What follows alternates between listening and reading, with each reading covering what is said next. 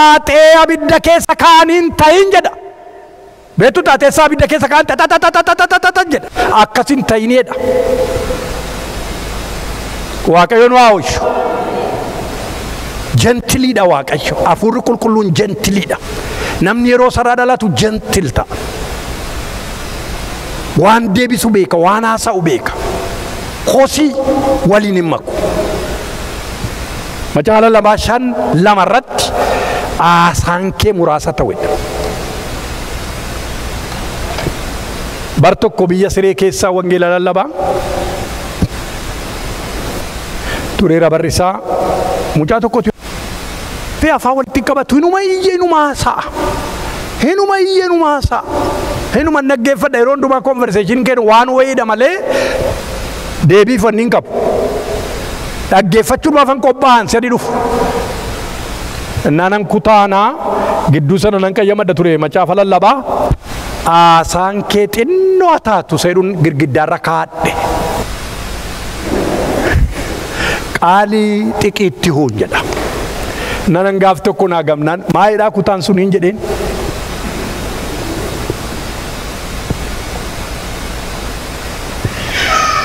Anoon agarreedhe mee argi ka maayidhaan jedhee. Hin kolfe. Kanaaf haasaan midhaan hin qabne afaan kee keessaan bahin Ximootiyoos jedhe. Agartee akka inni itti guddisu mucaasan waan inni haasa'u reinvolved ta'eetti maam. Personalizing gootanii masin tu bara kana ta'e namni personalize maalaa saayira namichi kun jettanii Ximootiyoos haasaan midhaan hin qabne afaan kee keessaa hin bahin. Why do you care? Hin jedhanii bara kana guddisaa isaati. Karaa agarsiisaa jira. The way he walk, the way he should walk. Itti agarsiisaa jira.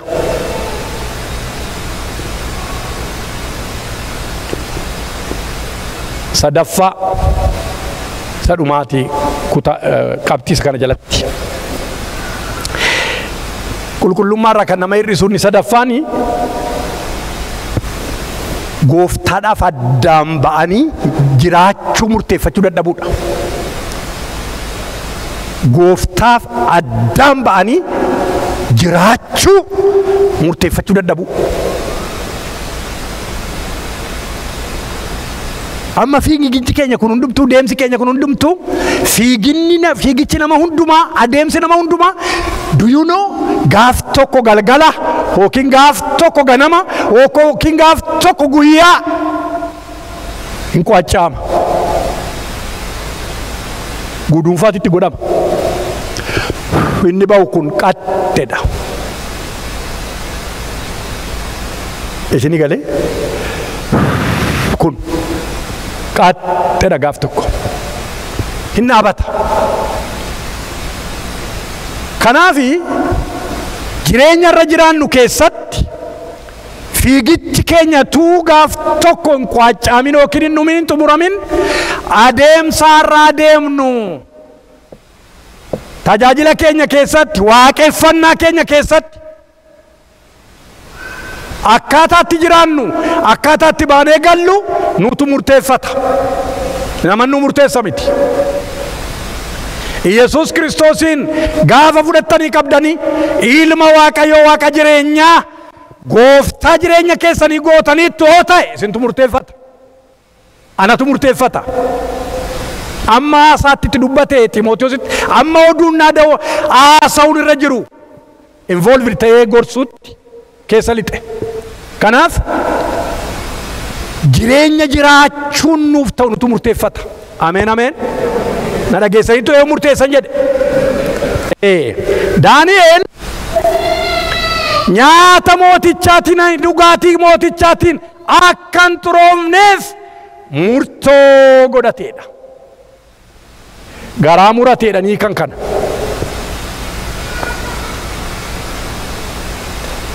Nyaata mootichaa, dhugaatii mootichaatiin akka hin xuroofneef garaa murateedha mee?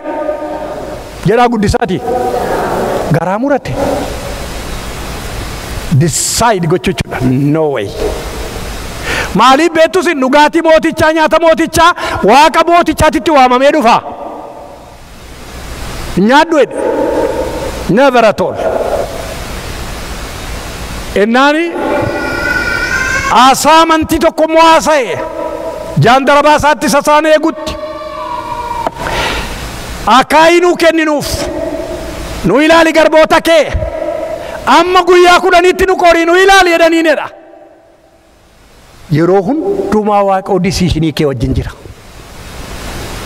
Ameen hin jiru? Ameen ameen. Ameen. Maalii wajjin jira Waaqayyo? Mee murtoo'edha. Mee murtoo'edha. Murtoo kee wajjin jira Waaqayyo. Biyya kana si'an dhufee murtoo tokkoon godhe. Biyya Ameerikaa yeroo dhufee marcuma siifachi tashkarakkaru kanarraan ka'ee dhufe. Biyya kana moo marcuma siifachi naannoo kanarra taa'uun badaa akka dhufaniin hin jiru. Waan baay'ee keessa darbitu mitiire. Naa hojiin koo jalqabaa airportii keessatti security ejjechuudha. Waldaan Ohayoo bara sanaa lakkoofsaan baay'ee xinnoodha. Xinnoo. Gara 10 gadiiti. Kanaaf jiru hojjetaa waldicha guddisuun dirqama koo ture. Waaqootitti na waame gatii ta'eef isaatutti na waame na erge. Hojiin akka tasaa keessa lixe immoo sanbata guddaa si ejjechiisa. Kun wanta xinnoodha nama biratti, anaaf garuu guddaadha by the time. Nani ilaa sanbata guddaa sa'aatii akkasitti sanbata duraa akkasitti no ani jedhu weekendiin jedhe. Jedhan ani jedhu sanbata guddaaf sanbata duraan jedheen. Injiru waan akkasii jedhe supervisoriin isa immoo kaasii qacalaa sichirraa maqaa koo hin barbaadu waan jedhe.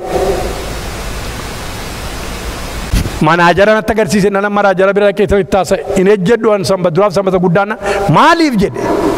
Ani waldaa Waaqayyoon barsiisa guyyaa sanbata duraaf sanbata guddaan barbaadu naan maaloo sanbata duraan moo sa'a si mijateen un ejjettuu reed. Ganama firiidhan siin ejjeddas ganama jedhe. Bakka dhugaa jedhe.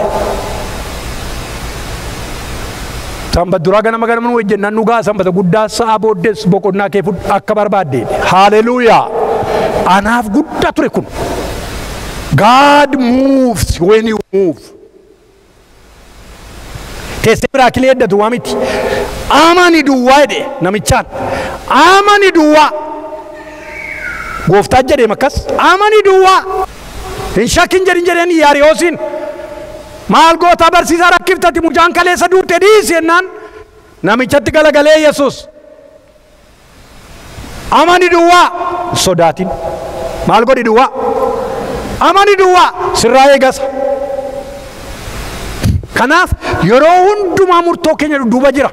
Daani'eel faan no jennaan duukaa jaajje Waaqayyo.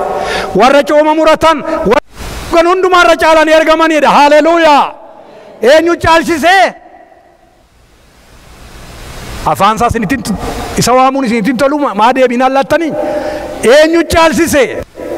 Waaqayyo isa jiraata. Ameen ameen. Isa isaan addaan obbaasan isatu isaan caalchise. Agartu kan. Museen intala Fari'oon ilma Fari'oon akkan jedhamne amantiidhaan dideedha. Barbaadu waan hedheedha. Amantii murtoo decision waliin makuun nurra hin jiru. Yeroo waan tokko godhi isiniin jedhamanii abalufaa maayidha waa kana irratti informationii barbaachatti kanan. Abalufaa maayidha abalufaa attamitti maal godhanii waa'ee kana abalufaa maal jedhanii waa'ee abaluu maalan godhan inni kun maayidheenaan anaaf obboleessa koo obboleettii koo moodeliin jireenya kooti ilma Waaqayyoo Waaqa jiraataadha. Ameen ameen. Warra tattamanatanii dhugaadhaan isaa wajjin deddeebi'an immoo ittaanseen fudha. Dubbiin Waaqayyoo maallaan jedhanan. Abalufaa garamirra goran. Abalufaa maal jedhan. Abalufaa attam godhan. I don't care waa'ee abaluu. Amantiidha kun. Jireenya kun anaaf.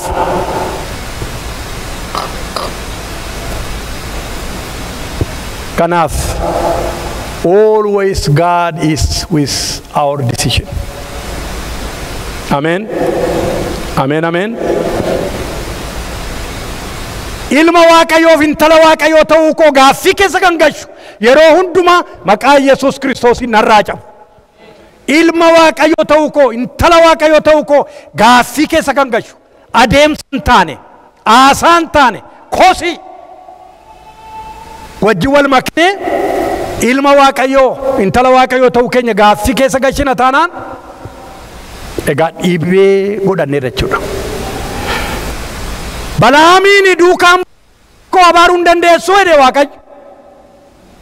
Duukaan bu'in mootii Baalaaqtu warqeen sii kenna birriin sii kenna ammanan sii kenna jedhe. Ammas lammaffaatti erge hin danda'u lakki Waaqayyo na dhowwee jedhe. Amantii koo na dhowwee hin ta'u jedhe miti. Dhiisinaan jedhee Waaqayyo tun ta'u jedhe mataa huqqataa. Na duukaa jirtu. Ammas lammaffaatti erge. Maal wayyadee ijoollee. Birriitti naate warqeetti naateen an dabala jedhee. Meeqoo akka Waaqayyoon gaafadheen isinitti maa jedhe. Maa jedhe kaleessa Waaqayyo. Duukaa baatee dhattee saba koo na baariin jedha. Agartanii garaa namaa. Maal wayyaa namichoo sitti nu ergee har'a seennaan. Meetaa akka achuma ta'a qo'aasuma turaa meeqee Waaqayyoon gaafadhaa jedhe.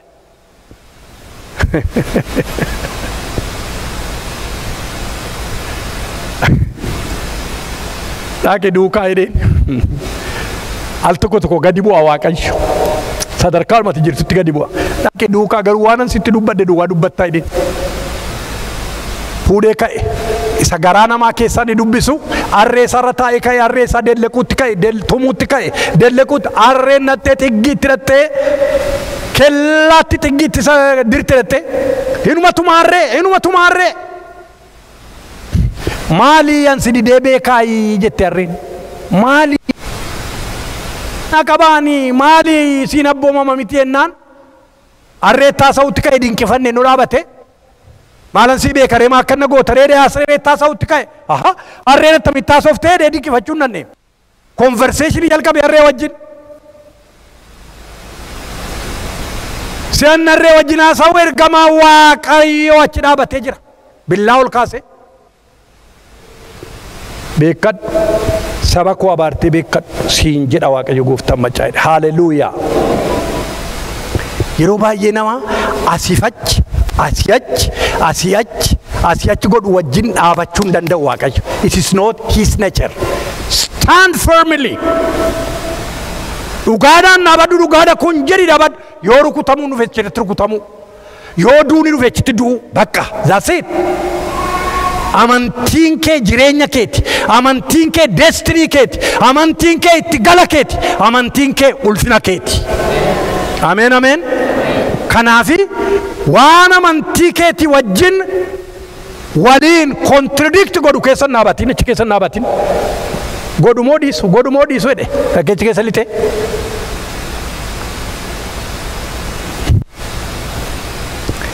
Iyyosaafeetiin maaliin ifate Waaqayyo? Akaab Baal duukaa bu'ee haadha manaa jecha isheetti of kennee Baal duukaa bu'e. Hin waame Iyyosaafeetiin kottu duulanaa wajjin naqeedhe. Lakkiidhiis ittiin jedhe Waaqayyo Iyyosaafeetiin hin nageenye inni Waaqayyoon. Kaadii gargaartaatti Waaqayyo gantuu ajjeesanii oolanii Waaqayyo tarkaa baaseedha. Waaqayyoof galanna ta'u.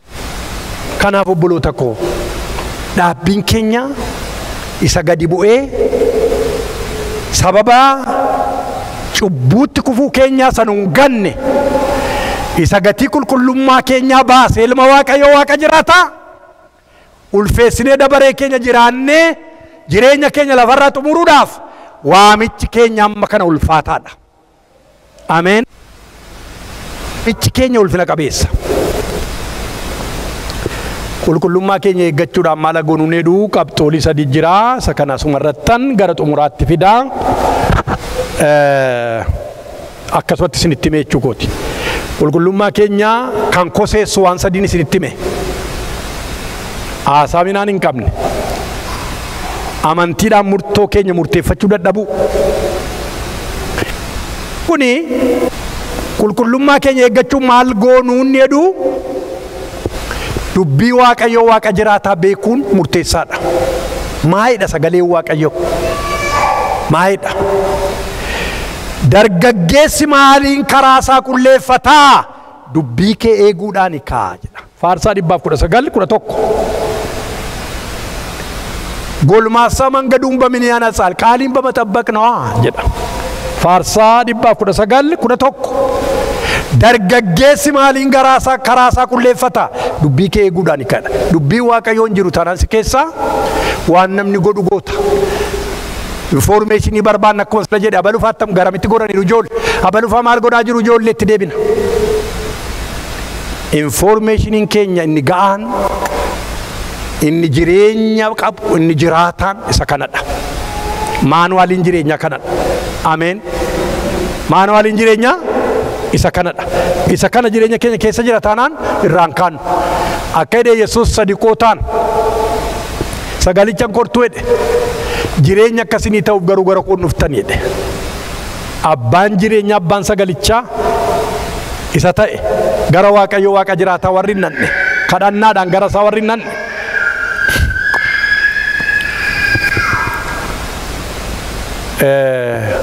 Dogoggora irraa kaachuutti nama geessa.